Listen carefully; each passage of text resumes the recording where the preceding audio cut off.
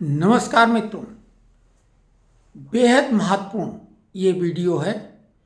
एक एक शब्द को ध्यान से सुनना और गुनना, क्योंकि चैनल का नाम सत्य रखा जा सकता है। ये दावा किया जा सकता है कि वो सत्य बोल रहा है। सत्य निष्ठा की शपथ लेने वाले अधिकारी नेता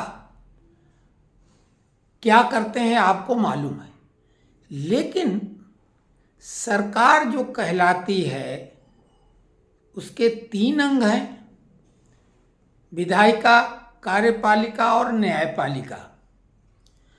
और इसके जो अंग होते हैं, जैसे कोई मशीन के पुर्जे, तो सरकार में भले चपरासी हो, होमगार्ड का जवान हो, एक सिपाही हो, एक क्लर्क हो, अथवा कैबिनेट सेक्रेटरी, और उधर चुने हुए जो होते हैं हमारे भले पंच, सरपंच, मुखिया, प्रधान और एमएलए, एमपी, मंत्री, मुख्यमंत्री, प्रधानमंत्री, ये सब जनता चुनती है।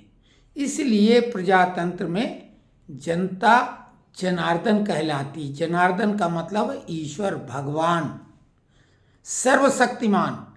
तो जनता चूंकि एक व्यक्ति नहीं होती, एक यूनिट होती है, और उस जहाँ प्रजातंत्र होता है वहाँ का जो मतदान करने वाले लोगों की संख्या होती, जो लोग होते हैं, वो उस पूरे समूह को वो ईश्वरीय शक्ति मिली हुई किसी को गद्दी पर बिठाने का एक निश्चित समय के लिए और उतारने का। लेकिन यहाँ पर अगर कोई भूल चूक होती है, दंडात्मक कार्रवाई या अन्याय होता प्रतीत होता है, तो गुहार लगाने के लिए न्यायपालिका भी है।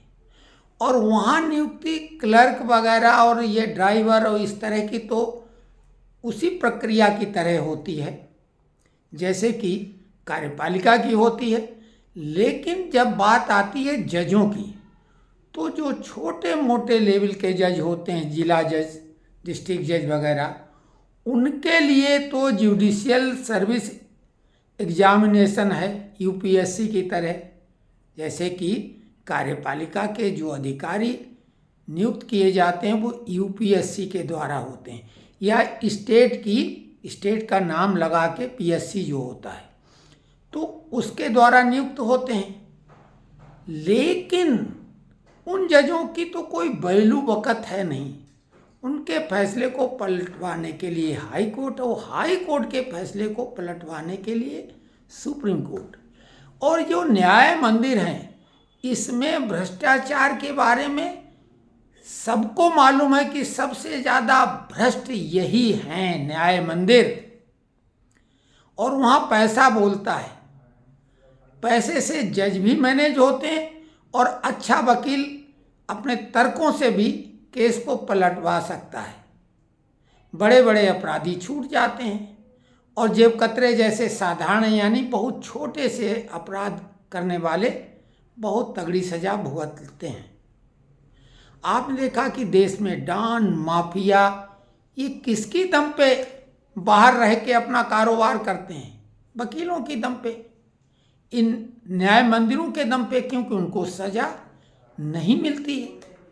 अतीक अहमद के बारे में मालूम कि हाई कोर्ट में उनका केस के बारे में कोई सुनवाई करने को तैयार नहीं था, जबकि कितना दुर्दांत था कि एक व्यक्ति को उसने उसकी चमड़ी जिंदा रहते उतार के चौराहे पे टंगवा के एसपी को संदेश भेजा कि तुम्हारे लिए गिफ्ट है। और ऐसे व्यक्ति के बारे में जज सुनवाई करने को तैयार नहीं रहते थे। सो मोटो स्वतः संज्ञान किन मामलों में ले लेते हैं? जो राजनीतिक मामले होते हैं या कुछ अलग। और जुडिशरी का कमाल ये देखो कि मणिपुर हो या बांग्लादेश जैसा, मणिपुर में एक मॉडल था, उसी को बांग्लादेश में अपनाया गया। हाई कोर्ट ने अपनी तरफ से फैसला दे दिया कि वहाँ पर कुकी वाले और मैतेई का जो झमेला था, मैतेई भी एसटी में आ जाएंगे। भाई सरकार का इसमें क्या रोल था? कोर्ट ने किया, और उसी बात से जब से वो फसाद शुरू हुआ आज तक रुकने का नाम नहीं ले रहा। और यही हाल बांग्लादेश का था। बांग्लादेश में हाई कोर्ट के बाद में ये सब हुआ। हसीना को वहाँ से पदच्युत करके वो भागी और भारत में शरण उन्होंने ली, और अराजकता अभी भी वहाँ पर चल रही है। तो हाई कोर्ट पूरी तरीके से मनमानी है, कोई भी उनका निर्णय कानूनी नियमों में बंधा हुआ नहीं है। क्योंकि अगर बंधा हुआ है, मैं चुनौती के साथ सुप्रीम कोर्ट के जजों को ये बात कह रहा हूं कि वो कोई कानूनी किताब पढ़ के न्याय नहीं करते हैं, मन मर्जी होती। इसीलिए हमने उनको सुझाव दिया था अपने एक वीडियो से कि 5 करोड़ से ज़्यादा केस पेंडिंग हैं। कई देशों की आबादी इतनी नहीं है, 5 करोड़ 30 लाख केस पेंडिंग है। तो इनका फैसला हेड और टेल से करा दो, सिक्का फेंक के। कोई न कोई तो एक पक्ष का मामला निपटेगा, बाकी बखेड़ा खत्म। क्योंकि जब कोई बड़ी बेंच बनती है तो अगर वो कानूनी किताब से फैसला होता है तो फिर तो एक मत सारे जज होना चाहिए। लेकिन वो एक मत जज क्यों नहीं होते हैं? इसका मतलब जज अपनी मर्जी से देखते हैं, देखने का दृष्टिकोण अलग अलग है, और कई मामलों में तो खुलेआम अपनी मनमर्जी चलाते हैं। तीसरा शीतलवाड़ वाला मामला था, सीजेआई चंद्रचूड़ साहब नृत्य का आनंद लेते लेते गुजरात हाई कोर्ट के फैसले के खिलाफ उसको जमानत दिलाने के लिए आतुर व्याकुल दिखे उस आनंदमय वातावरण में, और उन्होंने 2 जस्टिस की बेंच गठित की, एक एक का निर्णय रहा, तो फिर तुरंत 3 जस्टिस की बेंच गठित करके अंततः जमानत दिला ही दी, और वो भी छुट्टी का दिन था। तो ये किन लोगों के लिए हमारे न्याय मंदिर रात में भी खुल जाते हैं।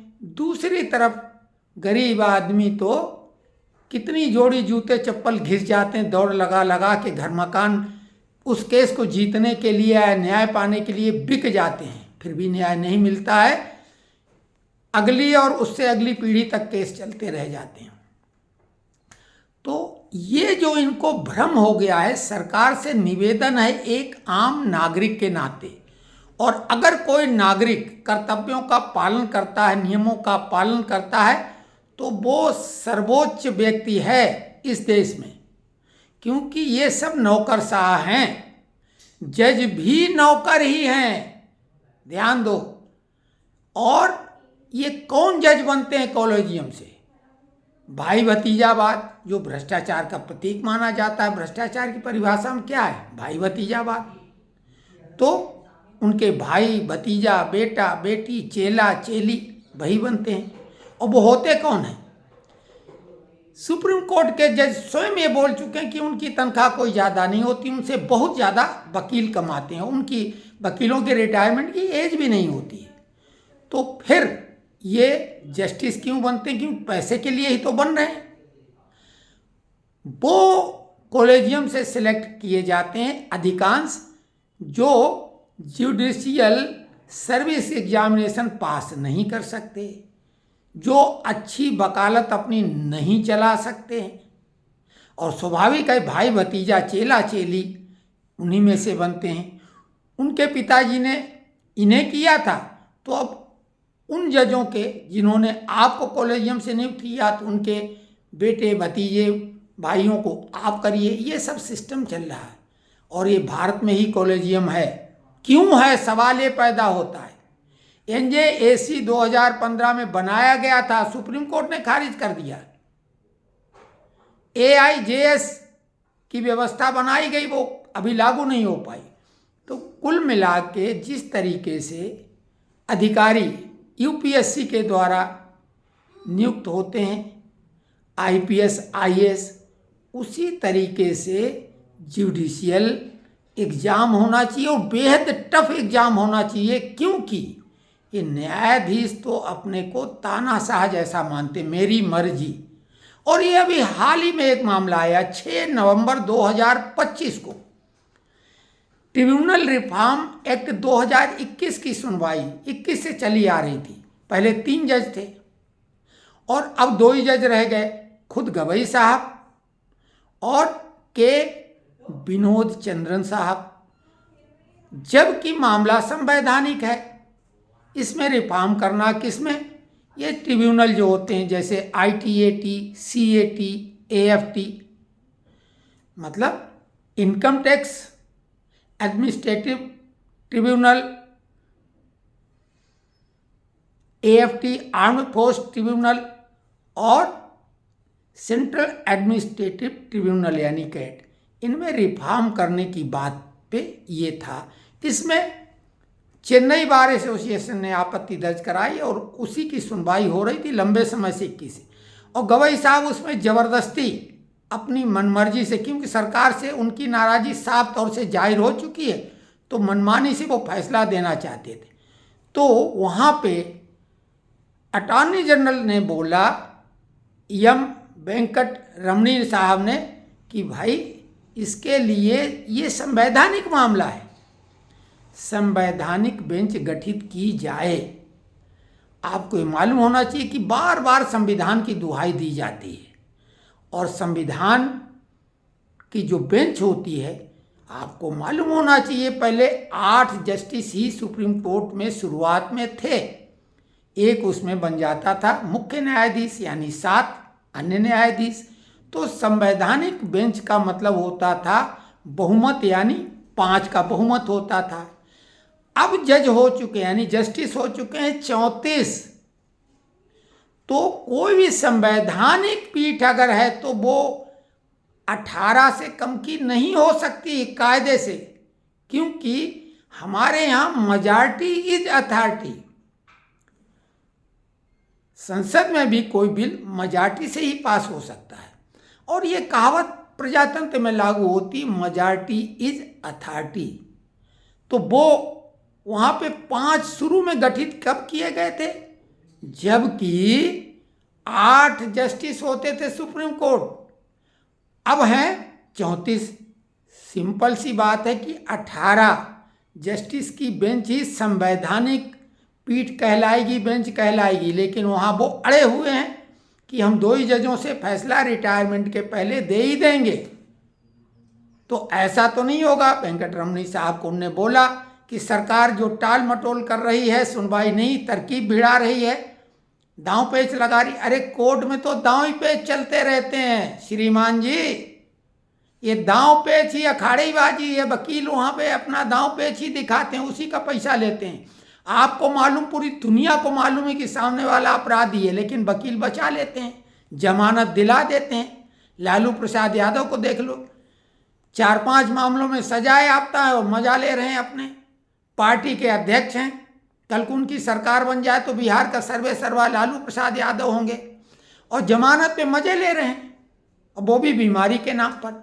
फिर बाकी बीमार लोग भी जो हैं सामान्य, जो कपिल सिब्बल, मनु सिंघवी जैसे वकीलों को नहीं हायर कर सकते हैं, फिर उनकी कौन।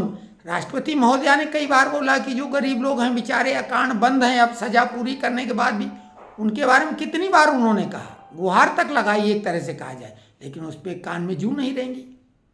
तो ये मामला है। तो सरकार से निवेदन है एक आम नागरिक के नाते कि कॉलेजियम को तत्काल खत्म किया जाए। और हमारी बेटी भी वकील है, हमने उसको इसी उम्मीद से बनाया था, BA LLB ऑनर्स कराया था रानी दुर्गावती विश्वविद्यालय से, कि वो